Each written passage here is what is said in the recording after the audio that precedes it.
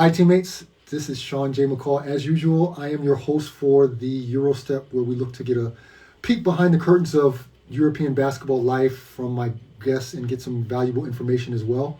That's what this is all about.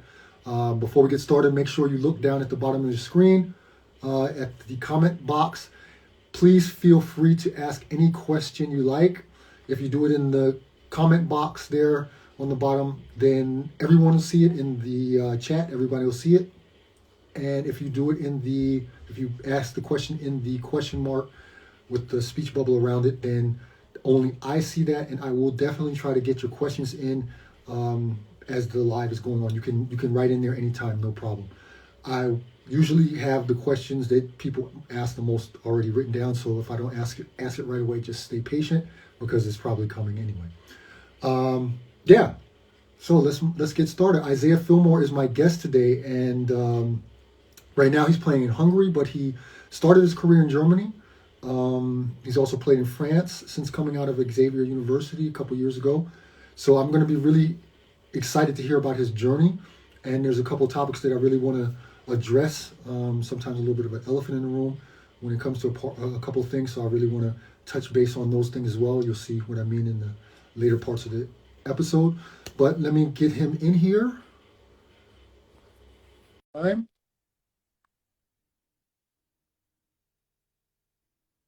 So it doesn't seem to be. Oh, there it is. There we go. Isaiah, how you doing, man? I'm good, man. How you doing? I'm doing great. Thank you for having the time to come on, man. It's been a while since we first started talking about this, and now we finally got it in there. Yeah, man. We were supposed to do it, and then I think you had to go to one of the Euro games or something with the family, and then after that, Yeah, and then preseason. we never hooked it up again. Yeah. So anyway, shout out to your wife. Thank you for putting this together. She sent me all the pictures. She sent me the song. She was on it. She was Yeah, on it. yeah. I hope you Wife I have hope you paid her commission. she come on always.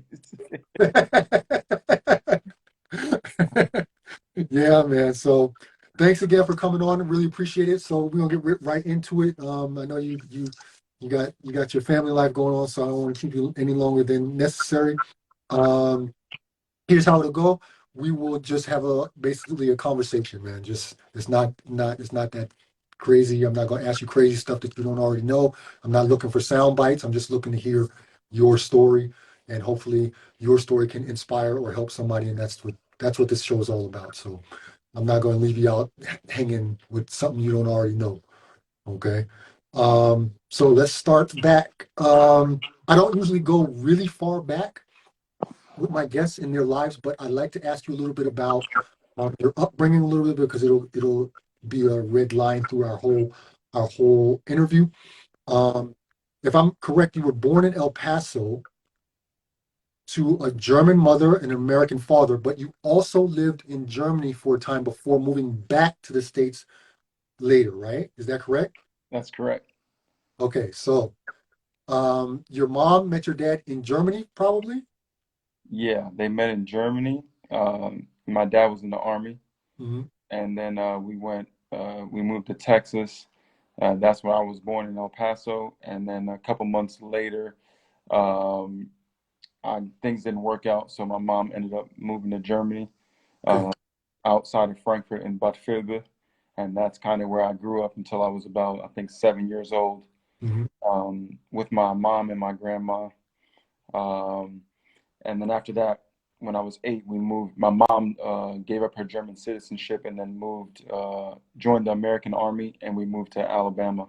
Well, Wow. Fort Jackson first because that's basic training, and then we moved to Fort Rucker, Alabama. And then I Wow. learned English because I only spoke German until that point. Then I learned English when I That's was, crazy. yeah, Wow, I think I've never heard of a story where a German citizen or a European citizen gave up their citizenship and joined the American Armed Forces. How was that for you when you were young, after speaking only German and then moving to the States? How it had to be tough. I mean, you were like 8 years old, so you remember that. yeah. I remember I got bullied a lot. My mom said I would come home really upset or just crying just because I didn't understand English. Grades weren't good because I didn't understand the language. But after one year everything kind of came together, and kids are resilient. So I just came Yeah. back like most kids, and then things were just normal. But it was hard at first, that's for sure. Definitely was. Wow, that's crazy. Like I work at an international school here in Braunschweig, and we get kids from all over. We get from Japan. A lot of them come from Volkswagen, like their parents are working for Volkswagen in Wolfsburg or Braunschweig, and so they bring their families along with them. And really, we got kids from Japan that have never spoken a word of English that come to school, and it's quick. They learn it quick. Kids are crazy. They just are able to process so much. Do you remember the hardest part when you were young, and like you were going through that year? You said it took pretty much a year. Do you remember what was the hardest part of that journey was for you? I believe the grammar, because grammar is just so much different in German. Different, right? And then just the southern slang twang, like the way talking was also not proper English, so to speak. Right. That country slang. Country, man, that country slang, right? So I had to pick up on that, and I mean that those were definitely the hardest things for me when I was younger. But after I picked it up, then it was easy. Then the harder thing was to maintain my German to some degree. And Right. my mom pretty much had a rule for us that once you step into the house, no English, all German, because you're going to school learning English, speaking English to your friends. So at home, it's strictly German. So Wow. Yeah. I didn't think it would help down the line, but down the line, my first year in Ulm, I my German obviously still isn't perfect, and it wasn't then, but I could speak and understand it, and people really embraced me more. I feel like when I got overseas because of that Right. opportunity. Right. So your mom gave up her passport. Did you also have to give up were you a German citizen at that point, or were you an American citizen? I was an American citizen, so I didn't have to give it up, but it was easier for me to it was easier for me to get it, just because my mom was already German. Right. So actually, the funny story is when we went to go apply for it, they didn't want to give me the German passport because they thought I was just another American who didn't understand German and any of that. So she was close to like not giving me my passport, and then I just started speaking German to her, and then within 2 minutes it was like, oh, he actually speaks German, and oh, okay, he's really German. Okay. And then next thing you know, I got my passport. It was crazy. When did you end up getting your German passport? Right after, was it right before my college career was done? Okay. Because I So didn't need it before. So yeah, you didn't need it, of course, but when did it come into your mind that you could use your German passport to prolong your career overseas? well, right when my career, so um, I graduated, I think 2014. So my second semester, I ended up just going back home because I knew everything was over and I wasn't going to get my master's.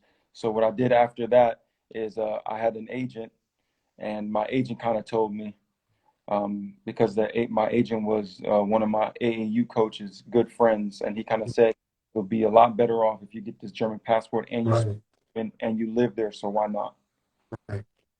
Okay. We're gonna get to that point in a minute. Um, did you play any other sports besides basketball while you were growing up? Because then in Germany, if you would have been raised here, you would have been playing soccer the whole time. But then you're exposed to more clubs, more things to do in the American school system. So did you kind of play different stuff and then decide on basketball? Or how did that come? Um, well, for me, I really played soccer. I love soccer, European, that's just how it is. So I came to the States and played soccer. I also tried baseball. I also tried football. I also tried tennis. So I did all those different things just because my mom wanted me to try, new things Right, outside of soccer. Um, and then I think in like seventh grade, my all my teammates that I was playing travel soccer with, they ended up being able to play for high school because we were so good. And for me, it was just one of those things like my mom kind of didn't want me to do the high school thing. She wanted me to stay in my lane, stay in, seventh grade and just, not grow up too fast, I guess. Right, Um, right. That's important. and then I believe going into my ninth grade year, I grew 5 or 6 inches in 6 weeks. Yeah, And, for soccer, you lose all your coordination, your balance. right. And once that happened, it was kind of like, do I want to restart this soccer stuff and try to relearn all this now at 6'4"? Or somebody just told me, hey man, you look like you could be a basketball player. And my dad was a basketball player. He's from New York. He's from Queens. He went That's to where I'm from. he went to Cardoza High School. And back in the day with Mark Jackson, but that's another story. But he told me, just pick up a basketball. So I picked up a basketball, and that's just what I went with. And it kind of stuck, huh? Just kind of stuck, and then that, first year I was terrible, and then all of a sudden, my next year, you just outwork some of those people that are more talented. And my next year, I would think online, I was like one of the top 200 kids in the country, or 100 kids. It was crazy how fast they're working. After that, I just loved working and getting better and just learning. And that's really where the Army played a part for me, because at home it was really strict. Bed made when you get up, dishes clean, this and that, everything before school. When you come back, you have your homework, you have more chores, and then you get to go Yeah. have fun. You always do work first, and then Discipline. uh, it's the crazy. And my stepdad, who my mother actually married, was also in the Army, so discipline was outrageous. Yeah. So it helped me in basketball a lot. It's crazy. Like you hate that kind of stuff when you're young, but as you get older and you realize, okay, it is something. There's something to it, you know. You got Samaj saying what's up. That's my Let me point. ask you a teammate question. So Bass asked, how did Isaiah like Bad Bibel? Oh, I loved it. Grew up there. I mean, all my memories, all my childhood memories are from there. And I always, you know, it was like a smaller town where everybody knew each other. My grandmother, she's been living there her whole life. So it's just kind of like one of those things where you would just walk in the city without a care, and my grandma would be waving to people, and it just had such a homey feel. Yeah. And I still go back now whenever I have breaks. Mm. Like when I played in France last year, I went back for my break because my grandmother still lives there. And if we have enough days in February, me and my wife and my 2 kids are gonna drive there in February. So coming out of high school, were you highly recruited? How did you end up in Towson University? Yeah, I was top 50, so I was pretty recruited. Um, I ended up at Towson because me and one of my really good friends, Eric Gums, who we played on the same AAU team, we wanted to go to college together. Yeah. So had we had George Mason, I think Michigan, and we had Towson. And his mother didn't want us to go to Michigan because it's too far, and she's from Delaware, and she's like, I can't have my baby out that far. Um, we tried to go to George Mason, but he had like a heart condition that somebody at George Mason had before, and passed out on the court. They So didn't want to touch it. he had to get regular checkups by the doctors to make sure that he can still play. And Towson kind of took a chance. If I didn't go with him, I could have went to Virginia Tech with my boy Eric Green.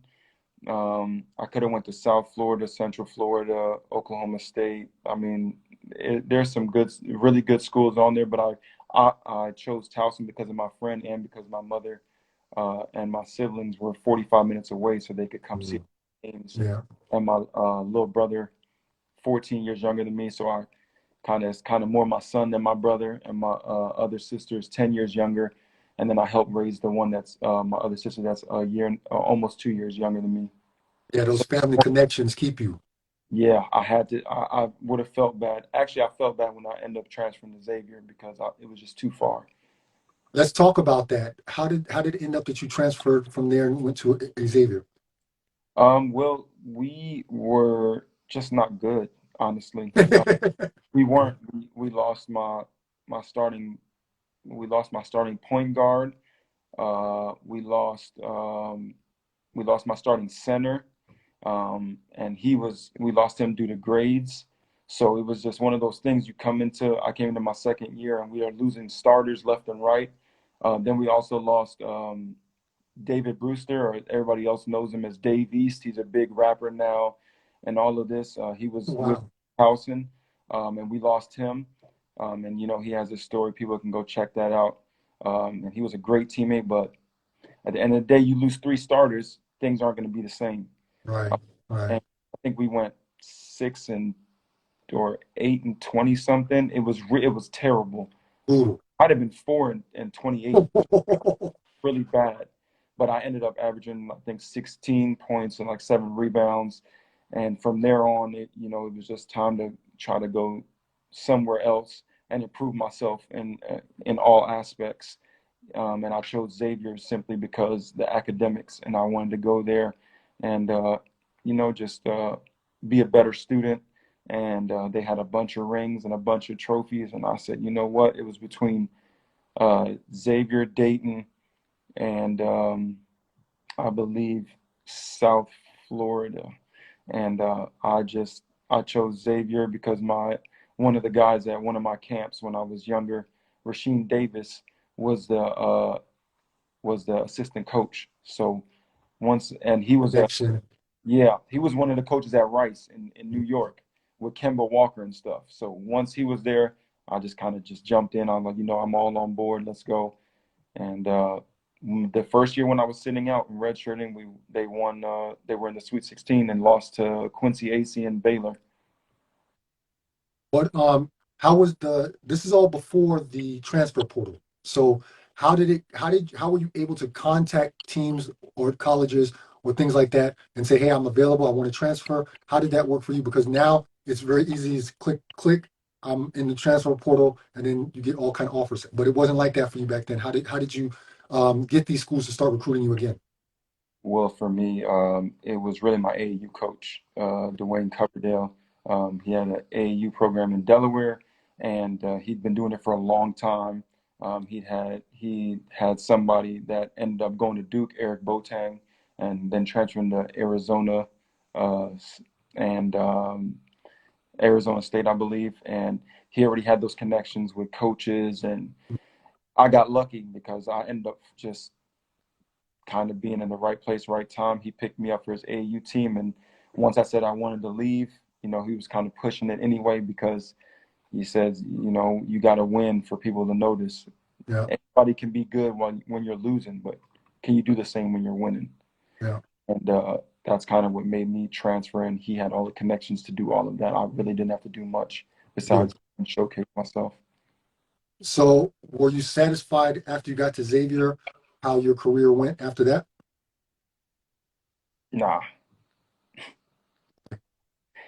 um, simply because when I got there, we had a very well-rounded team, um, and I feel like the that was still the recruiting, I believe, from Sean Miller, and a bunch of people graduated, and then we were left with Samaj, a freshman, trying to put the world on his shoulders. Honestly, just being honest, we didn't really. We had Travis, my boy Travis. He was good, but he wasn't like a 7 foot big. Like when I was thinking Xavier, I thought we were gonna have because the year before I had Kenny Free, 7 foot, 270, 280 pounds. And then you have Travis Taylor who can jump out the gym, but then he's playing more of the five, or I'm playing the five, he's playing the four. And we didn't have that much experience. We had D Davis and Desmond Wells. So it was just one of those things. James Farr. It was a bunch of people just trying to learn still, and we needed more people that had that experience. That Yeah. leadership and experience to guide us to win more. Mhm. and to show us what to do when the time was right. Because for me, I came from a losing team. Yes, I was there and I bought into what the program had, but I had never been in the position that, Right. you know, that just that ceiling that Xavier That had. that winning culture is very underestimated. Like if you're not coming from a winning program, how are you going to know what to do? Exactly. You And know, that and if you've got young guys or people that also haven't been around that, it can be really, really tough, and it's very underestimated what winning culture or players that come from winning cultures, what they bring to the table from experience. exactly. So that's one of those things where I didn't want to. I tried to lead, but it was hard because everybody was still learning. I was trying to learn you know, how to And you really were new play. too, so Yeah, I was only there for 1 year, and yes, yeah. Mark Lyons was there, but Mark Lyons and Tu Holloway. They were there when I sat out, not when I was playing. That's why I didn't mention them. But it was just one of those things. Like it was, yes, I saw and I was practicing the year before, but it's totally different when you get thrown into the fire, and then you have to lead while you're in the fire, and just at that high caliber that they expect. Um, so it took me a little bit, but I think the second half of the season I kind of figured out how to try to help lead, and um, it was great. Don't get me wrong, I loved it, but it was just one of those things where we just had too many people needing to learn how to win. I could totally sympathize with that. What's your most memorable moment from college? My most memorable Madison Square Garden, Big East. When we left A10 and went to Big East, I stayed my last year simply because it was the Big East and because of all my boys on the team. All the people I mentioned before. Also, Jalen Reynolds was there. It was just one of those things that where I said, their first year they're going to be in the Big East. I could be with all my brothers. What better way to finish my career than in a place that honestly I never thought I would ever be able to play. Everybody always thought saw my potential and had their own little story made up for me. But did I ever think I was going to play in the Big East? No. And the fact that I got to, and my dad, he could have went to St. John's, but he didn't have the grades, and now all of a sudden I'm playing. It was just one of those Kind of full circle moments. full circle. And I'm playing in Madison Square Garden. Yeah. A ton of pictures and videos. Becca. Big East tournament. Like it Yeah. doesn't get Yeah. against. Yeah. We lost to Doug McDermott in Creighton. I mean, it just doesn't get any bigger than that. So when your season is, so you said before that you got your passport um, before your German passport, I mean, before your last season of college. So you were already thinking about the next move, right? How did you inform yourself about the next step? First of all, like, did you have an agent? You said you did. How did you get your agent? And what were you kind of expecting to do when you went overseas? For me, I had talked to I talked to my AAU coach who had the agent, who was his friend, and he advised him. And then well, as soon as the season was over, I was on getting my passport because Yeah. I make sure everything is ready and ready to go. Um, and that's really who informed me. My AAU coach pretty much did everything for me and trying to keep keep me informed on how to proceed and how to plan. That's dope, man, because there's a lot of AAU coaches that say they want the best for their people, but they don't. You know, they're looking to make that upward rise themselves. And that's really dope that your AAU coach helped you your whole career. I hope you bought that man a jersey or so you overseas jersey from or somewhere and gave it to that man because I mean that's important to have somebody like that that can level the playing field for you and get you off to a start where you can then take over. But sometimes you need that help. I was really blessed. So I was blessed, honestly. so how many agents did you have to choose from? Did you just have one and you said, okay, that's the one I'm going with, and My AAU coach said, this is this is the this is your go. guy. You're signing with this guy. I trust him, and he's been helping me along the way. And he it's just one of those things. Like when your AAU coach says that after he Yeah, you consistently that he's not selfish, but he's self Right. and he does things for you. Like I lived an hour and a half away from him. He would come pick me up and then drive me to the tournaments wherever we were going. I mean, he was doing buying me food, because I didn't have any. Like when we went on road trips, we had a Reebok deal because he was grinding and selling fireworks, doing. I mean, he was doing so much stuff.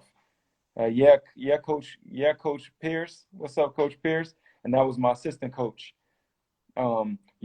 He did so much for everybody else that when it was time for me to make any decision and he said something, I was leaning more towards that because I knew it came from a place of love. It didn't come from a place of, how can I hold power over somebody or how can I just rise? Because after I left, he kept doing the same thing for everybody. That's Never. dope. That's dope. So before you signed in Ulm, how did you how did you what did you do to prepare yourself for coming overseas? And let me ask you another way, actually. What did you know about your European basketball? Exactly. Okay. Exactly. So you were kind of like flying blind. Yeah, I knew absolutely nothing. I just watched Dirk Nowitzki, and that's all I knew. That's what I knew about basketball, Dirk Nowitzki. That's it. Um, so for me, it was just really we had another assistant coach, Coach Carey, and he was kind of just one of those guys that was working me out, um, helping me along the way because he had been affiliated with the Utah Jazz, and he was just kind of showing me what first off the travel. The travel is the craziest thing that you have to get used to coming from the States. Overseas travel. I spent all summer trying to correct that. You know, that was the main thing that I was You trying to. gotta put that ball down first. Hey, or Mhm. going the other way. Um, but yeah, it was just one of those things where I just had the right people around me, and honestly, it was a slow start for me when I went to Ulm because I just had such a great team, such great teammates, and they were trying to show me the ropes, and I learned a lot from my first year. Honestly, so much. That's important, because especially when you're coming from America overseas and you don't know a whole lot of what's going on, how to do things. Okay, you could speak German, but um, still, you're a rookie, new situation. You're a young guy playing with men. This is also, when you're in college, you're playing against guys that are your age. Now you're playing against men. And it's a different world, and that's what I try to. I mean, I wrote this book for the guys that are in college right now. The seniors are in college to try to get them prepared because there's so much. I mean, I named it same name, different game because it's just it's just a different. It's just different. You can't really explain it. You can, but unless you live it, then it's hard for someone to understand what you're telling them unless they actually lived it. And so that's important that you had a good start in Ulm. And so after Ulm, you went to Tübingen, Bond. Bonn. You went to Bonn first. Then you go to Tübingen, where you were playing for one of my best friends on the planet, Tyrone McCoy. Hey, love that man. We Dude, we just scrimmaged Ulm in the preseason. We were in yeah, Germany, scrimmaged Ulm, man. I saw him and I saw Torsten. So I saw two of my coaches. It was yeah. Good. Ty is my guy. Me and Ty, quick story. Me and Ty played. We both started out in Austria, and we were playing against each other in Austria. We were opponents, and over the years out there, we got close, and then we ended up playing together in Oldenburg years later, right? And we've been friends ever since. So actually, I was at when you guys were at Tübingen and you came to Braunschweig, I was already living here, and I came to watch you guys practice because I knew Ty. And it's funny because I remember you from there, and he was telling me, yeah, he's a German guy, and so we were talking about. I mean, we talk about all the players, so I know the scouting report on you, so I got all of that on you, and so it's really crazy how small the basketball world is. You played for Ty. Ty is one of my best friends. You know, it's crazy how small the basketball world is. yeah, definitely. for sure. So after Tübingen, then you moved to Oldenburg, Yeah. right? Oldenburg is a special place, man. Like I played there, and um, I have to say that was one of my worst statistical seasons when I was there because I was playing with Ty, fucking legend before Ricky came there and stole all his shine. But so I'm playing with him and Elvio China and all these other guys, and I'm just like the low man on the totem pole, stand in the corner and shoot threes, which is not my game. So I had a really crappy season statistically, but um, I still get mad love from Oldenburg. Like I still know people from there. How was it? How was it playing in that place? Um, it was kind of the same as your season went. It was one of those things. You know, you come in, you have a Croatian coach and Serbian GM and strength coach, and then you bring in somebody like Rashid Mahabasic, who is an incredible big man. Yeah, And then, I actually went there because of Philip Schridhelm, who I played with in Ulm. He told me come to Oldenburg, so I followed him there. Um, and for me, it was just really hard to get on the court and be able to find time to get my rhythm for me, because 8 minutes a game really, I was in no, two, probably playing 30 minutes, yeah. and then all of a sudden you go from 30 to 8, and it was just not.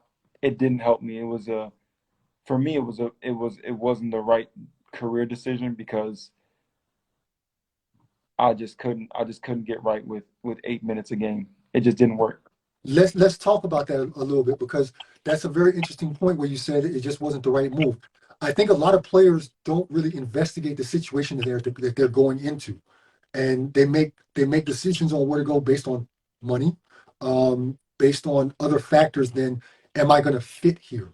Yeah. If you could go back, it's easy to say now I wouldn't have gone, but how do you know you wouldn't have gone? What would you have done differently? First off, I wouldn't have signed as early as I did, so I would have seen that Rashid Mahabasic was coming, and then I wouldn't have signed. Right, Signed right. before, and I signed before him, so in my eyes, I made the right decision, which I did. At that point, At that moment, right. did it, I signed way too early, and then once you get somebody like Rashid to sign, then you pretty much my story for the next season was set. It was over. So had Yeah. I waited for him to sign, then I 100% wouldn't have went. And I mean, it would have sucked because all the guys there are amazing people. You know, we were we were all in all the time. Practice, getting coffees before or after practice, like we did everything together. It was a great group of guys, but for my career, it just was not the right fit. And had I just waited, honestly, I would have never went to Oldenburg just because of that. Because I But you couldn't have known that, you know? couldn't have known that, and that's the thing. So I can't really kick myself because at that moment in time, it was a perfect situation. Come in, I'm gonna get my minutes. Probably, I was thinking 20 minutes, maybe 25 max, because I know when you get to Champions League and all that other stuff, you don't really average 35 minutes. It's Right, less minutes, more efficiency. Let's get. right. But what really messed me up in that summer, me and Brad Lerzing, we both have German passports, is that Champions League, they said that we didn't qualify as Germans, and we Because of the rule that you didn't play youth basketball there. but we signed before they did that rule. So we were supposed to qualify as Germans, me and him both. So we have our Americans and Germans, but now our quota is 8 Americans when we go Champions League. So now somebody has to sit every single time. Oh, that's tough. And That's then we tough. have another American. So actually, me and Brad ended up sitting a bunch of games for Champions League because we had too many and we were supposed to count as Germans, which really messed my Champions League, dreams Yeah, up playing there. I think I played like 2 Champions League games because of that. yeah. Yeah, that's a crazy rule. That's really crazy. So basically you played your first 4 years on four different teams. Yeah. Why do you think you didn't kind of stick? I mean, you got a German passport, you're athletic, you're a good player, you had a really dope year in Tübingen. I remember that. And why do you think you never kind of sticked around? Was it by design that you wanted to kind of see where you might fit in somewhere, or why do you think that was? Well, in Ulm, they wanted a 5 man that could do more shot blocking off the bench. um, and that's not my game. So I understood that. So I actually had a 1+1 with them, and then that ended up not working out. Right. Uh, in Bonn, we had a really crappy year there, and the next year they wanted to do something new, They which I want to change up. Right. and I got injured there, and I just came back from an injury, but I finished the year pretty good, but they just wanted to change things up and start over new. Um, and then in Tübingen, obviously, you have a great season, you don't stay in Tübingen, just because Exactly. you want to win more, you want to make You want to take the next step. everybody knows that's pretty much like that's where you just propel yourself to the next level. And then when I got to Oldenburg and the whole way that situation played out, I was honestly ready to leave in January. I would have left but they're smart, and you still have somebody that can come in and be productive if somebody gets hurt. Right. Uh, Max Dizu that we had ended up getting hurt, so then I saw some more minutes. Um, so you just found that balance there. But after that, I said, you know what? Um, to me, I'm going to be completely honest. I feel like a lot of German players are too scared to go outside of Germany because of what coaches and youth coaches that are training them tell them. And for me, it was like, am I going to just sit here and accept this, or am I going to go somewhere where I feel like I'm being treated the way I feel I should be treated? Because I was seen as a German, But but not really. not really accepted, played like an American but paid like a German. You know what I mean? Like, if that makes sense. It's No, exactly. Germans aren't getting the same money that Americans are making unless you're on the national team and you're one of those guys. Then okay, but everybody else, no, it's not going to happen. And I just wanted to go somewhere where you're going to um, treat me the way I felt I needed to be treated, and I just wanted to experience something different outside of Germany and not just be, stuck there. So I chose. Pigeonholed. Right. See, you have a unique experience because, like you said, you play like American. Your development came in the American system. You have the German passport. And what I've noticed, and with the people that I work with, the players that I work with, uh, sometimes Germans are afraid to leave the country because then they become the foreigner, and that comes with a lot of different expectations, lot more pressure, and it's easier to stay in Germany. It's comfortable in Germany. Germany has a great league. It's very well respected. You do make good money in Germany for the most part, even as a German, and you have essentially a good status. But when you leave, you become a foreigner, and you are exactly what the every American that you played with all these years, you are that. So you have to go to a different culture. Um, you have to worry about a lot of things that Americans have to worry about on a standard basis.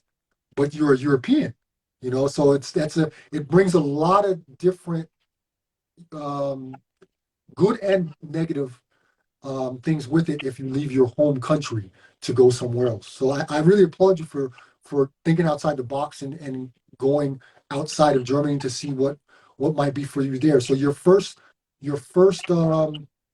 team outside of Germany was in Romania at CSU CBU. Mm-hmm. Good team, always a powerhouse team. Always.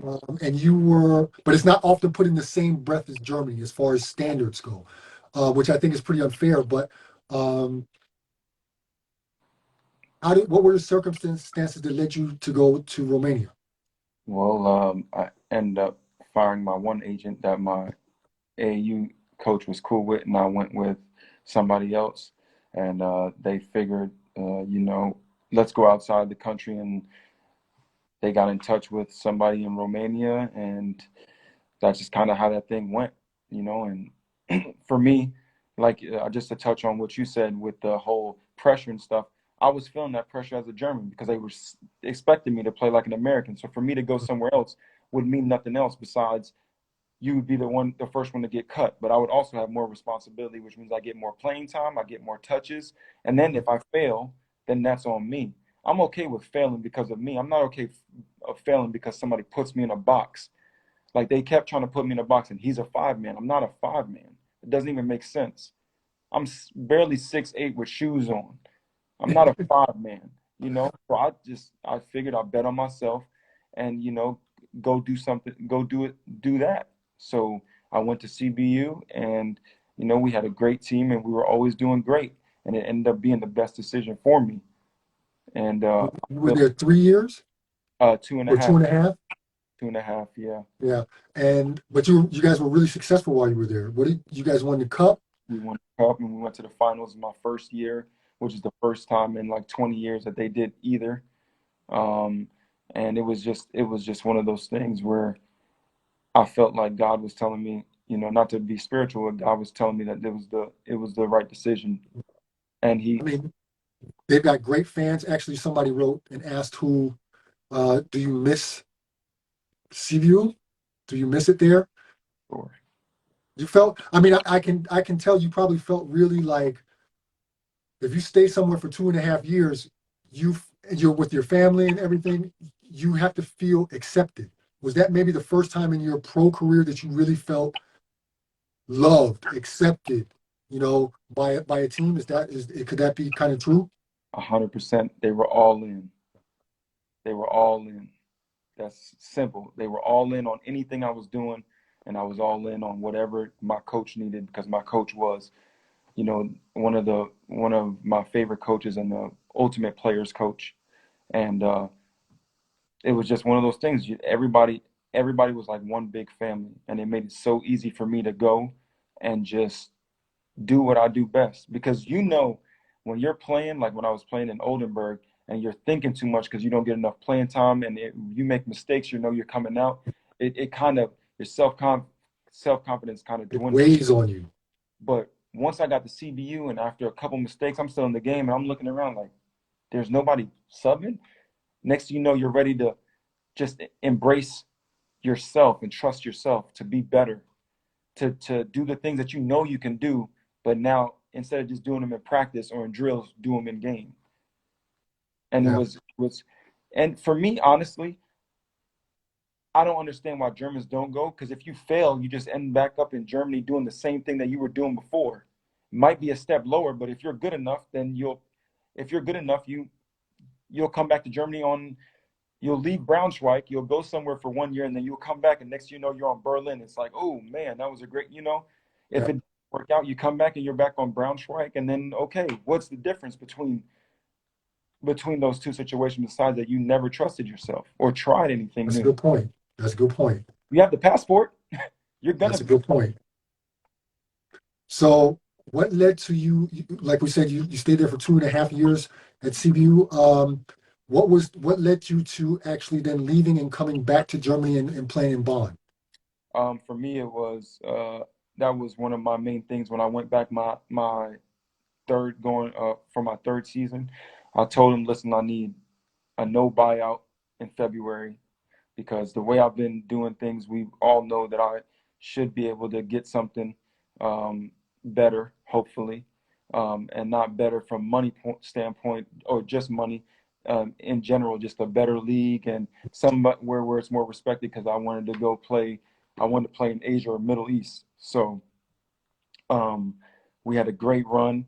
We went to the second, or we went to FIBA. We passed the first round, and after that, the agreement was I helped us with the first round. We got past it, luckily, thank God. And now Bond called because I knew the GM, and I played for him before, and he said, you know what, we want you to come play for Bond. And my wife loves Bond. I love Bond. Everything was great in Bond my first year, except that we had a terrible season after I got hurt, and then we had to Yeah, bring in players and new coaches, and it was just a whole new different thing. But it was hard for me to leave CBU, honestly. It was so hard, because just the blood, sweat, and tears that went into that place, everything I gave to them, and everything that the fans and the program gave to me, and like you said, they made me feel loved and accepted, and they just made me feel like I felt just a complete dude over there, and my wife loved it. It was really hard, but at the end of the day, Bond was the right decision.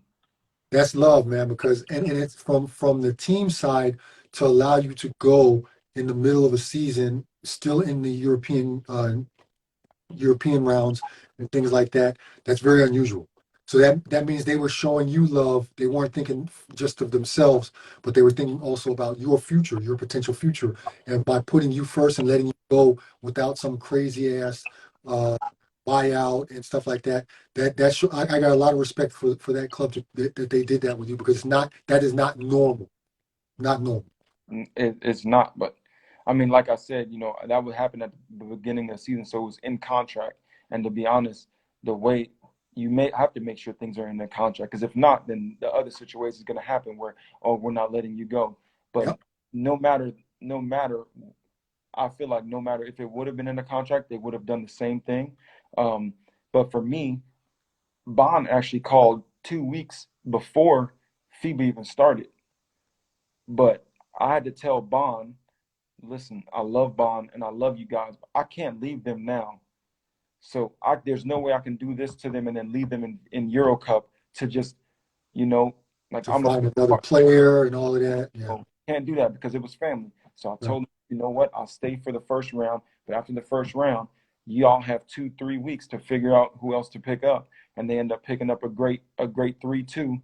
Um, and after that, I went to Bond, but it was a mutual respect because I could have left, but I didn't, and they could have not, signed my LOC, and then now I don't have a letter of clearance, and now I'm struggling. What am I? No, it was just a mutual respect, mutual love, and I wanted them to That's do great, dope. me to do great. That's dope. So after you played that last season in Bonn, you finished that season in Bonn, then you moved on to France, and Mhm. now you're in Hungary. So you've been to France, Hungary, Germany, and uh, Romania. and Romania. How is the different style of play between those countries? Um, I feel like uh, obviously Germany is just different. Uh, it's on a different level. I feel like France is just run and jump athletic, like it's Yeah. crazy. And that's why I was in second league France because there was no way I would have made it in first league. Those guys are just super free. Yeah, I played in France too. I know what you mean. Yeah, and um, I had my guy in CVU, Randall Falker, was actually had played in France before he was a former MVP in France. He was like, if you get over there, I'm telling you right now, everybody can jump. So you need to figure out your footwork and pump fakes and everything else. Um, and I feel like that's just more of a brutal football type of a basketball. Like you can just run into people, and sometimes there's a bunch of ball. I mean, it's no serious. I'm laughing because I totally I played there also, and I know crazy athletic, Hey, maybe not as technical, but stupid athletic and just physical, like I don't know what. hey, I mean, it's crazy. I got there, and I just had to make sure that I was trying to bully people because I knew I couldn't out jump them. that was my whole bully them before they can jump. That's it. And Yep. even that really didn't work because they're still strong and athletic. So it was very different. I feel like Romania and Hungary are pretty similar, Similar, right? Yeah. honestly, because in Romania you have a couple of good teams, but you also, since the COVID, they had to join like some of the second league teams into the first league, combine it. Um, so I feel like the level went down, and in Hungary, you have a couple good teams up top, and then there's a couple teams that just don't have the money or just didn't sign the right pieces this year. But I feel like those two leagues are definitely the same. Germany, obviously, BBL is over all that because you play against Berlin, Munich, Bamberg, Ulm. Like it's just Yeah, I mean, the organization of German basketball yeah. is just unmatched. I mean, they also, since COVID hit, there's a little bit of a dip as far as salaries and also quality a little bit. I hear that from my coaching friends as well. But still, it's just how it's organized, the gyms, you don't have to worry about getting your money late. You don't have to worry about a lot of things that happen outside of Germany and that are important for an athlete. And so from me as a player, from my player standpoint, I ended my career here as well, and definitely Germany was my favorite place. Of course, it helps that I'm fluent in German, but still, if even if I didn't, I think I could have survived very well here without being able to speak German. But it was definitely a good place to end my career and then start my coaching as well. And then, yeah, that's why I'm still here and I ain't going nowhere. So, let's talk a little bit about fatherhood and being a husband. Crazy life that you're leading right now. A lot of moving around, stuff like that. How does let's talk about being married first. How does it how does your daily life affect your husband, being a husband? I mean, if you're in a good situation where everything is kind of coming together, it's a lot easier because Right. you're happier, you come home happier. Um, Honestly, for me and my wife, she's never here for preseason because we did preseason in Ulm, and Gone all the time, I had gone all the time, and just the work, the amount of the work. workload. When I come home, I don't have time for feelings and whatever else you want to talk about because honestly, I'm so exhausted, and I have another two-a-day tomorrow, and we just ran so much. I just physically and mentally, I just need Yeah, to and lay down and just yeah, relax. And our first year, it was really bad for us because we were trying to figure out how to live together and in a foreign country. how to for me to how to balance basketball and it was just really tough. So from then on, preseason is mine. I need to come over here. I need to do my preseason because we both know after my preseason's done, I'm good. But during preseason, I'm just too exhausted. Yeah. And you've also got two children, so of course they want that time too. And has fatherhood, think back to before your first child was born. How, has fatherhood changed your aspect as far as your basketball goes, or has it affected it in a positive way? Um, Honestly, I don't think it's changed it because I'm the oldest of four, like I said before, and one's 14 years younger, 10 years younger, 2 years younger. So I played more of a father role for my younger two siblings anyway, because I was old enough, change diapers, feed them, do all of that. So for me, I was always kind of a father-like figure for them, and I had to step up big time after my mom got divorced from my stepfather because she was a single mom for a while. So for me, it was the same approach as I would have for my siblings. Everything is for them. If I get it, it's theirs, and if I don't make it, then it's not going to be it's not going to be because I didn't work, and everybody knows I work. So if I don't make it, it just wasn't God's will, and that's pretty much the same way that it carried over when I had my kids. I work the same way because I'm already giving 100%. Can't give more than that. And if God wants it, then it's going to happen. If God doesn't, even if it's disappointing, you're going to have to suck it up because, the road isn't always easy. How It was, has I'm sorry, how has your wife and your children, how have they handled moving so much? Right now your kids are still young, that they're not in school. It's not like you're ripping them out of situations like that. Um, but how have they adjusted to moving around so much, your whole family? well, my daughter, she kind of likes it when we were in Bonn because then she could see my grandmother and my stepdad and my one of my best friends that also lives over there. So it was awesome for her. Um, Now it's a little bit tougher for her because she started going to kindergarten in Cali, and she has some of her really good friends there, and now she gets homesick sometimes. She wants to see her grandparents that also live in Cali, my wife's parents, and it's getting tougher with my son. He doesn't understand anything yet, so I'm okay. But when my daughter's really getting tougher because she has a good days and bad days. Like, I really like it here, and then I want to go back to Cali. When are we going back to the condo? I want to see my grandma and grandpa. Right. And those are the talks that I don't really like having because it's just like, how do you explain that this is a business, and if Daddy doesn't make money, you don't have that condo, we don't have food. understand that yet, you know. Yeah, yeah. But I mean, kids, they adapt. So, of course, you guys will have to have that talk at some point.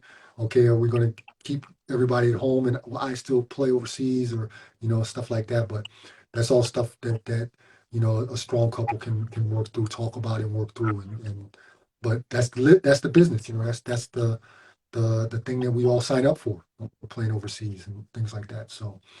Um, are you thinking about ever coming back to Germany to play? Would that be something for you? Oh, I would come back to Germany quickly. I wanted to come back to Germany this year, honestly, but after the France year, and I rolled my ankle really bad in France, and I was out for about 8 weeks. And then my team in second league, we did terrible, because we didn't have a real five man, and it's all that we needed, honestly, to not move down. Once they moved down, Germany didn't call at all, which is to me is was one of those things. I was like, dang, I can't even get one offer in BBL. You know, it's just like it was just one of those things where I'm like, okay, well, that kind of sucks that you don't see still that I can still play. Like I was just there a year ago, playing just fine in the system. You know, working hard, no bad attitude, great teammate, not doing anything wrong with. German passport and everything. If the coach needs it done, I'm gonna do it. And honestly, had I gotten a call from any team in Germany, I would have went. Had I gotten one easy, I would have been back in Germany. But like I said, if I could do like Middle East or Asia, one of those other countries where the season's shorter and you can get the same amount of money or more money, I could leave my family at home. They don't have to travel. And then if the season ends uh, early enough, then I can always Go go to back to Germany, Europe. go back to Germany, and I would only go back to Germany, bring my family to Germany because my grandma and all my family is there. Or if Germany doesn't call, then just at least be able to go home Go and home and money. recharge. And Yeah, yeah. yeah. Okay, man, that was the last serious question. Now I got a couple of kind of just five more kind of crazy questions. Kiss, Kill, or Marry. You know that game? Yep. Okay, Kiss, Kill, or Marry. With the three countries you played in, with three of the countries that you played in, I'm gonna leave Hungary out because you're still playing there. Don't want to throw you under the bus. So we're gonna go with Germany. We're gonna go with Kiss, Kill, or Marry. Germany, Romania, France.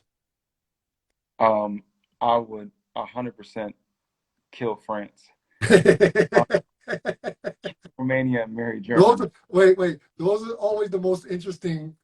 Whoever says I'm going to kill this, those are the best stories. But go ahead. Sorry. Yeah, I mean, you know, I would have to kill France just because.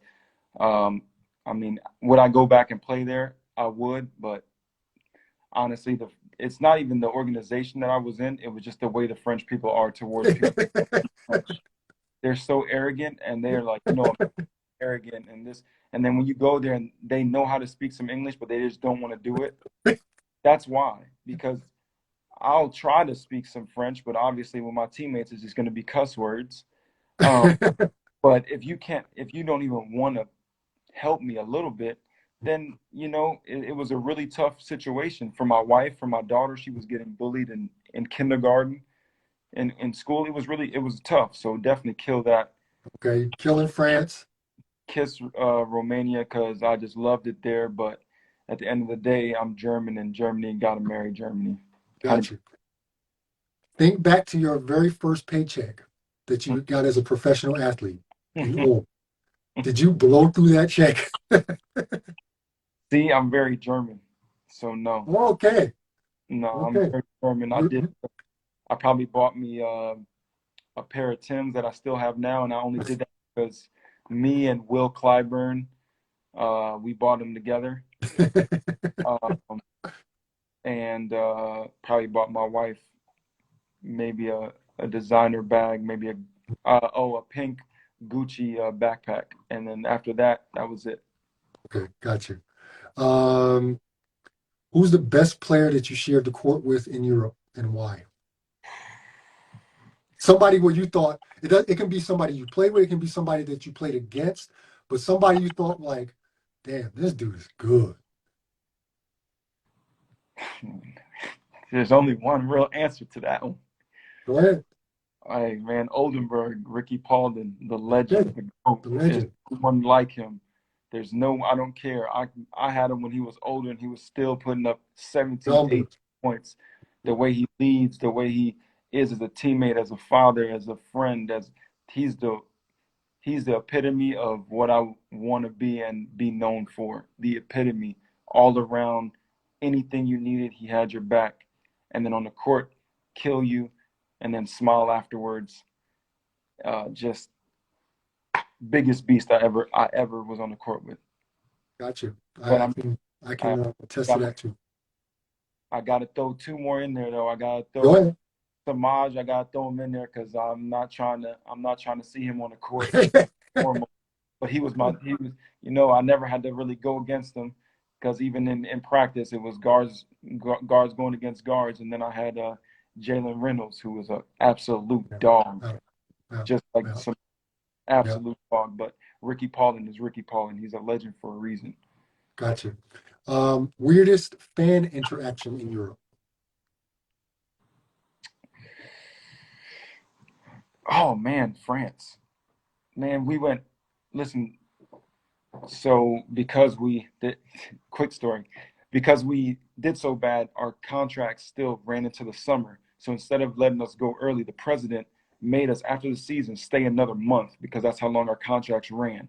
For those times, we still had to go to schools, but some of the schools didn't even know that we were showing up. But we showed up to schools, literally, we showed up to schools and rang the doorbell, waited outside for 30 minutes because we were not allowed to leave. Otherwise, we could get fined because I'm just doing this so I don't get fined, boss. Right.